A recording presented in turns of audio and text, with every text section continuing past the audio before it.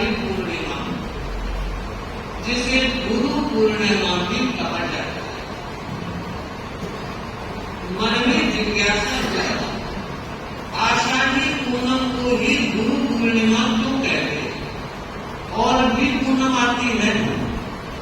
समाधान मिला कि आषाढ़ी पूनम के बाद चातुर्मास होता है और हर परंपरा, चाहे जैन परंपरा के संत है, चाहे सनातन परंपरा है, उसके बाद धर्म कथा प्रवचन ज्ञान की गंगा गुरु बहाते हैं। तो पहले गुरु को प्रणाम करें और फिर ज्ञान को हासिल करें। सच में गुरु पूर्णिमा का अपना महत्व है। गुरु मानसिक होता है जो हमारी जीवन नाव को इस पार से उस पार पहुंचा देता है। गुरु वह मेघ मल्हार होता है जो शांति की बरसात करके तृप्ति की अनुभूति करा देता है। गुरु वह सरोवर होता है जिसके पानी के संचय से प्यास एक जन्म की नहीं, कितने जन्मों की प्यास शांत हो जाती है। वो शांति रसता दाता है गुरु। गुरु तरुवर है, एक ऐसा तरु है जिस तरु की छाया में बैठने के बाद कई जन्मों का ताप, पाप और संताप तीनों एक साथ नष्ट हो जाते हैं। ऐसे हैं हमारे गुरु। और कोई भी व्यक्ति जब गुरु की पूजा करता है तो जरूरत है आस्था का दीप जले, निष्ठा के भाव पैदा हो, समर्पण और श्रद्धा के साथ गुरु के चरणों की पूजा, गुरु के चरणों की वंदना ही नहीं, मुझे लगता है गुरु जो कह रहे हैं उसका भी अनुकरण और अनुसरण करना चाहिए। क्योंकि मंत्र मूलम गुरु वाक्य, गुरु के वाक्य को मंत्र की तरह माना गया है। ध्यान देना चाहिए। जब भी गुरु के दर्शन, सेवा, उपासना का समय मिलता है उस समय ध्यान रखना गुरु हमें क्या कह रहे हैं। वो जो कह रहे हैं वो हमारी साधना का मूल मंत्र बन जाए, ताकि हम सिद्धि के सोपान तक बहुत आराम से चलते हुए वहां तक पहुंच जाए। बात तेरापंथ धर्म संघ की आज स्थापना की है। चर्चा का विषय है। तेरापंथ की स्थापना आचार्य भिक्षु ने की नहीं, स्वतः हो गई। उन्होंने भाव संयम स्वीकार किया और तेरापंथ की स्थापना हो गई। सच है, आचार्य भिक्षु का धैर्य देखिए, ऐसा लग रहा है आज हम लोगों के जीवन में उस धैर्य की जरूरत है। कैसा धैर्य? जिस समय राजनगर भेजा था और गुरु के वापस दर्शन किए, दर्शन के बाद जब वो स्थिति बताई कि गुरुदेव हमें आगम के अनुसार अपनी जीवनचर्या को जीवित रखना है, और गुरु ने कहा ये 5वां आरा है, कलिकाल है, शुद्ध साधुपन अगर 2 घड़ी भी कोई पालन कर ले तो केवल ज्ञान हो जाए। तो कहते हैं आचार्य भिक्षु ने कहा तो आलू नहीं, तो चालू नहीं, तो आलू नहीं, तो चालू नहीं, 2 घड़ी श्वास भी रोकू हो स्वामी, 2 घड़ी श्वास भी रोकू। जब उन्होंने बात कही कि पंचम आरा है, कलिकाल है, शुद्ध साधुपन नहीं कर सकता, तो उन्होंने कहा गुरुदेव जब भगवान महावीर के जमाने में 3 दिन की तपस्या तेगा कहलाती थी और आज भी 3 दिन की तपस्या तेगा कहलाती है, फिर अगर शुद्ध साधुपन की पालना नहीं हो सकती है तो हमारे आगमों में, ग्रंथों में आया है कि 5वें आरे के अंतिम दिन तक एक आचार्य दुख सब होंगे, एक साध्वी फाल्गुनी होगी, एक श्रावक नागिन होगा, एक सारिका सत्यश्री होगी। नाम तक आए हैं और 5वें आरे के अंतिम तक हमारा शासन चलेगा। तो हम विचार करें। केवल ज्ञान होना बहुत बड़ी बात है। मैं पूछूं आपसे, 14,000 साधु भगवान महावीर के थे और उनमें से केवल ज्ञानी कितने थे? मात्र 700 थे। तो क्या ये मान ले बाकी किसी ने शुद्ध साधु को नहीं पाला? हाँ, ये तो नहीं हो सकता। तो केवल ज्ञान होना और संयम पालना दोनों अलग अलग चीज है। गुरुदेव, संयम पाला जा सकता है। आप बात कर रहे हैं कि शुद्ध संयम की, तो मैं आपको कहता हूं 2 घड़ी हलन चलन नहीं करूंगा।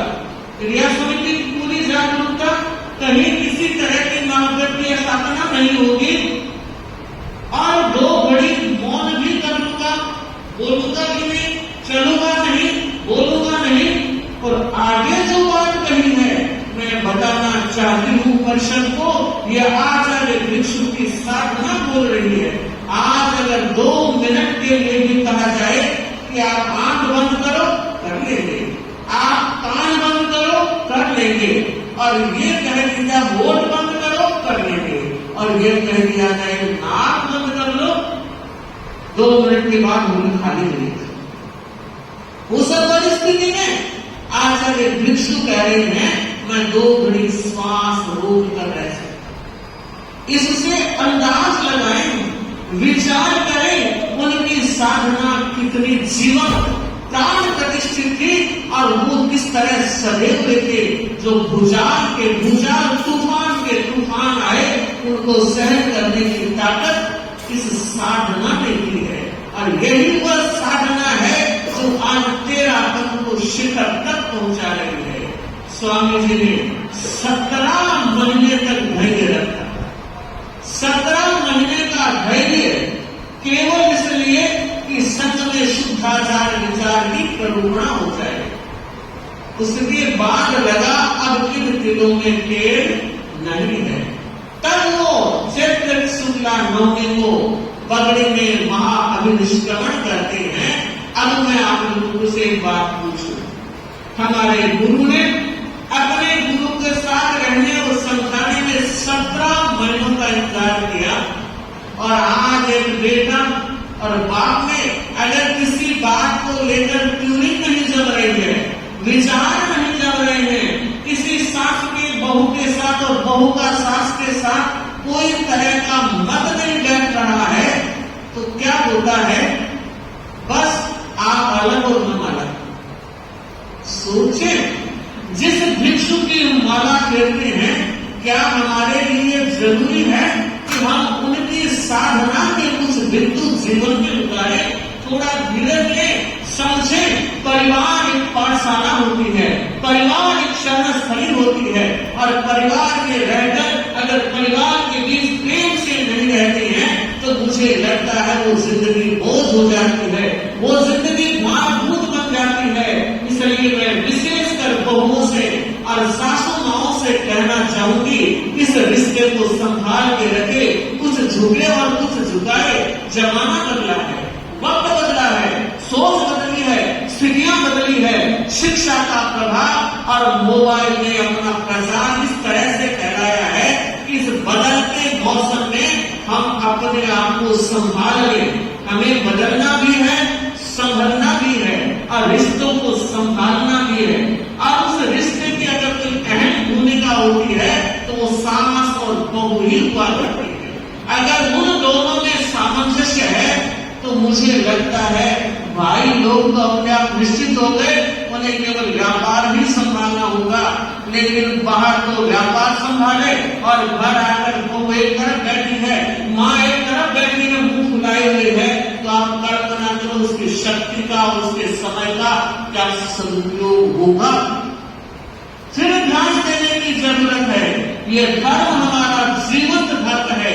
हमारे गुरुओं ने, हमारे आचार्यों ने और हमारे साधु संतों ने जो साधना की है, उस साधना से हम कुछ सीखे, हम समझे। जब स्वामी जी 17 महीनों के धैर्य के बाद अलग होते हैं और वहां से प्रस्थान किया, मारवाड़ से मेवाड़ आए हैं। 2 तरह की मान्यताएं हैं। एक मान्यता यह कहती है कि वो राजनगर चातुर्मास करना चाहते थे थे। क्यों? क्योंकि राजनगर के शावकों के साथ ही सारा चर्चा वार्ता का संदर्भ बना था। इसको 13 के दिन साथी सुधाकर ने डिटेल से बताया था। आज उतना वक्त भी नहीं है, तो मैं ये बताना चाह रही हूं कि वो जा रहे थे। जब ऐसा हुआ कि कहते हैं नदी में नाला और पानी आ गया और राजनगर जाने का रास्ता बंद हो गया। और कुछ ऐसे भी कहते हैं श्री संत का इतना प्रभाव पड़ा कि शावकों का मन भी बदल गया कि इतना साहस वो नहीं कर सके। चाहे कुछ भी हुआ हो, तब केंद्रवा का नंबर आ गया। केंद्रवा और राजनगर की मात्र 11 किलोमीटर की दूरी है। और आषाढ़ी 13 के दिन 5 संतों के उपवास है।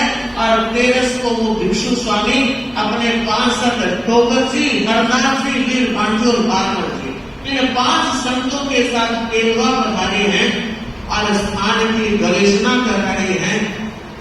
उस समय नहीं, आचार्य राय सिंह के स्वामी तक हमारा और स्थानकवासी समाज की वेशभूषा में विशेष परिवर्तन नहीं था, तो व्यक्तियों को पता भी नहीं लगता था।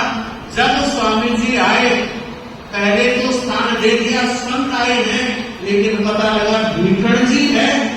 कहते हैं एक दिन में 12 जगह बदले और 13वीं जगह अंधेरी हो रही मिली। और उसमें भी श्रावकों ने चिंतन किया कि सांप भी मर जाएगा और लाठी भी नहीं टूटेगी। यह वो अंधेरी हो रही थी। आज तक वहां किसी भी व्यक्ति ने रात व्यतीत नहीं की। और अगर कोई भूल से रात में रह गया तो प्रभात में वो जिंदा नहीं। श्रावकों ने कहा ये अंधेरी हो रही है, चंदा प्रभु जी का मंदिर है, आप चाहो तो रह सकते हो। और स्वामी जी तो निर्णय करके आए थे, रहना भी है, कहीं जाने का अब अवकाश नहीं है। उस अंधेरी गोरी में रह जाते हैं। 13 5 संतों के उपवास है। रात्रि के समय प्रतिष्ठापन करने के लिए, आवश्यक शारीरिक कार्य करने के लिए छोटे मुनि, बाल मुनि, 14 वर्षीय मुनि भारी मान से बाहर जाते हैं। वापस देर हो गई, आए नहीं।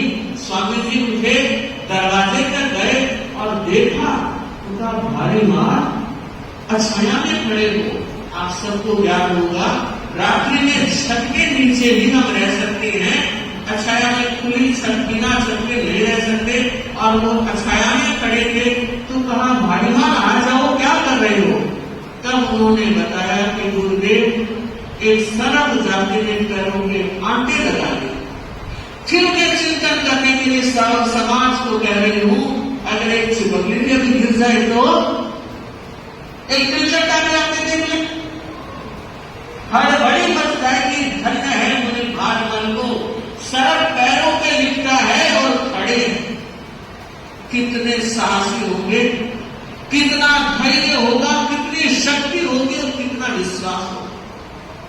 उस समय आचार्य भिक्षु ने सोचा कोई न कोई देव माया है, वरना ऐसा नहीं हो सकता।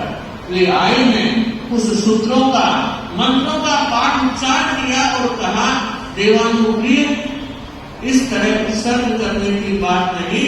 अगर आपका कोई स्थान है और हमें आज्ञा दोगे तो हम रहेंगे, वरना विहार कर देंगे, पर ऐसा नहीं होगा। और कहते ही सड़क ने वो स्थान छोड़ दिया और भारी बात स्वामी अंदर आ गए। आचार्य भिक्षु ने सोचा आज के दिन, आज की रात नींद की नहीं, जागरण की। और उन्होंने पूरी रात राति योगा दिया है, ऐसा इतिहास बोलता है। और कहते हैं रात के 1 बजे के लगभग घटना घटित हुई। स्वामी जी ने देखा एक श्वेत वस्त्रधारी व्यक्ति मुख्य दरवाजे से अंदर आ रहा। स्वामी जी के निकट आया है, हाथ जुड़े हैं और कहा कि भिखण जी, मैं इस जगह का रक्षक देव हूं, मुझे मनुष्य मत मान लेना। तो कहा मनुष्य तो दिन में आता ही डरता है, यह स्थान ऐसा है, रात में तो तो कल्पना भी नहीं की जा सकती। देवानुप्रिय मैं समझ रहा हूं, देखिए सामने सामने साक्षात्कार हो रहा है और वो कह रहा है देव मैं यक्ष देव हूं और पूरा ये परिसर मेरा है, आपको मैं आज्ञा दे रहा हूं आराम से आप चातुर्मास करें, लेकिन मैं एक दो बात कहना चाहता हूं। बताइए देवानुप्रिय, पहली बात सुबह जब आपके संत उठेंगे तो एक रेखा दिखाई देगी जो सड़क के द्वारा खींची हुई होगी, उस स्थान में परिष्ठापन आदि कार्य न किए जाए, वो मेरा आने जाने का स्थान है, पवित्रता का ध्यान रखा जाए। ओके। दूसरी, ये गर्भ द्वार पर 2 चबूतरियां हैं, इसमें आपके सिवाय कोई ना बैठे, और तब से ये तेरा पंथ धर्म संघ की परंपरा है। युवाचार्य भी उस चौकी पर नहीं बैठते हैं जब तक वो आचार्य न बन जाए। एक चौकी पर उन्होंने कहा आप विराजमान होंगे और एक चौकी पर मैं बैठकर आपकी सेवा करूंगा, आगम पाठ का श्रवण करूंगा, सुखे सुखे आप चातुर्मास करें। और बंधुओं, पहली रात मानना चाहिए आचार्य भिक्षु के लिए विजय रात है। स्थान उपलब्ध नहीं होगा तो व्यक्ति सोमासा करेगा कहां? तो सच में ये बहुत बड़ी आचार्य भिक्षु की साधना की पुण्याई की सफलता मिली और देव की आज्ञा मिल गई। 14 सोमासी 14 लोग 13-14 के दिन ही सुबह आए और उन्हें तो लगा था कि कुछ गड़बड़ होगी, और सुबह सुबह जल्दी आकर देखा तो गुणगुण हो रही है, तो उन्हें लगा रे ये सब तो जिंदा है। और सूर्योदय के बाद तो देखा और उन्होंने सोचा गजब का इंसान है। 5 के 5 संत सानंद स्वस्थ साधना कर रहे हैं, 14 को भी कोई नहीं आया। और आगे पूनम का दिन पहले से तय किया हुआ था, नहीं मालूम आचार्य भिक्षु कितना ज्योतिष जानते थे या नहीं मालूम कोई दिव्याभास हुआ जिसके लिए ये जो समय चयनित किया गया सूर्यास्त के समय पूनम थी, शनिवार था, और प्रतिक्रमण से पहले आप सब जानते हैं हम गुरु वंदना करते हैं, लगभग 7:25 आश्रय स्वामी जी ने अपने 4 संतों के साथ ईशान कोण में खड़े होकर सबसे पहले अनंत भगवान की आज्ञा ली और बोले, सिद्धों की साक्षी से उन्होंने सबसे पहले सामायिक चरित्र सामायिक पाठ बोलकर खुद स्वीकार किया, और उसके बाद जो अन्य संत थे उन सब ने स्वामी जी से संयम ग्रहण किया। ये भाव संयम का ग्रहण हुआ और 13 पंथ धर्म संघ की स्थापना हो गई। 3 दिन का 500 संतों के मेला था, अगला दिन पारणे का था, और इतिहास बता रहा है स्वामी जी स्वयं पारणे की घोषणी करने के लिए कहां पधारे? रावण के पधारे। ठाकुर के यहाँ वहां मोहन सिंह जी ठाकुर थे, उस ठाकुर के यहाँ से पधारे और कहते हैं मोहन सिंह जी बड़े संत भक्त थे, और जैसे ही संतों को देखा और उन्होंने देखा धन्य हो गए, आज संतों के शरण टिक रहे हैं, और कहते हैं ये खुद रसोड़े तक गए और स्वामी जी को ओसरी लहराई। पहला पारना उनके हाथ से हुआ, मोहन सिंह जी के हाथ से, और बंधु लोग धीरे धीरे आने प्रारंभ हुए और कहते हैं चौमासा उतरते उतरते कई परिवार तेरा पंथ की गुरु धारणा से जुड़ गए, और उसके बाद कई चातुर्मास हुए हैं।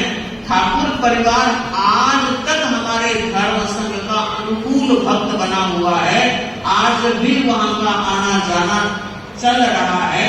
तो मैं ये बताना चाह रही हूँ कि सच में स्वामी जी को धन्य है, स्थापना 13 पंथ धर्म संघ की हो गई, और उसके बाद का इतिहास जब पढ़ते हैं तो शरीर रोमांचित होता है।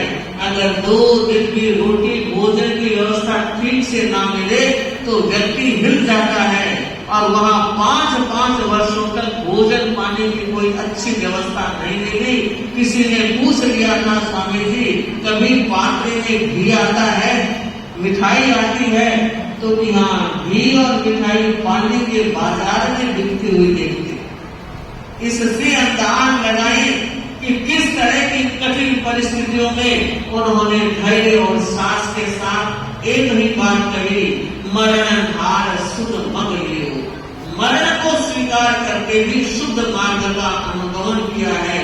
ऐसे संत पुरुष के चरणों में कोटि कोटि नमन और मंगल कामना। गुरुदेव आचार्य संत धीवरन जी, आपका यह संत यूं ही चमकता रहे, ध्रुव तारे की तरह चमकता रहे और यशस्वी आचार्य परंपरा, पूरी परंपरा का गुणगान साथी समग्र साजी ने चंद मिनटों में किया। बहुत बड़ी अच्छी प्रस्तुति थी। तो मैं सभी आचार्य भगवंतों के चरणों में श्रद्धा से नमन करती हुई गुरुदेव आचार्य श्री महाश्रवण जी के चरणों में कोटि कोटि वंदन कर रही हूँ कि गुरुदेव आपकी कृपा से हमारी साधना चल रही है, हमारा साधुपन बढ़ रहा है और आपकी ही कृपा से दिल्ली में ये दूसरा चातुर्मास हम कर रहे हैं। तो एकदम पूरा श्रावक समाज ही नहीं, आसपास के श्रावक समाज भी अच्छा लाभ ले रहे हैं। बच्चों मास के लिए यूं ही लाभ मिलता रहे, ज्ञान ध्यान तप जप का ठाक लगा रहे। आज अनुष्ठान का तीसरा दिन है। 15 घंटे का जो तप अनुष्ठान चल रहा, जब अनुष्ठान चल रहा है, आज ओम अभिलाषी को नमः का जब चल रहा है सुबह 6 से 9 बजे तक। ये 5 हमारे तपस्वी संत हुए हैं। मैं सभी से कहना चाहूंगी, आज का अनुष्ठान कोई व्यक्ति अकेला 15 घंटे जप नहीं कर सकता, लेकिन निरंतर 15 घंटे होने वाले जप में 5 तपस्वी संत जो हमारे बहुत बड़े धर्म संघ के सहयोगी संत है, अभिलाषी को नमः। तो आज जरूर एक सामायिक ऊपर जहाँ अनुष्ठान जब का चल रहा है, अभी करें तो भी बेस्ट, नहीं तो दोबारा आकर भी करें। 6 से 9 बजे तक के अनुष्ठान में आप आज एक सामायिक जरूर करें। ऐसी हमारी विशेष प्रेरणा। आज 45 घंटे का 3 दिन में जब पूरा हो जाएगा और अपने छोटे छोटे बालक जो इंतजार कर रहे हैं मंत्र दीक्षा के लिए, तो मैं बच्चों को मंत्र दीक्षा के लिए आज दिल्ली 13 क्या अविद्यानामन्तस्तिमिरमिहिरद्वीपनगिरे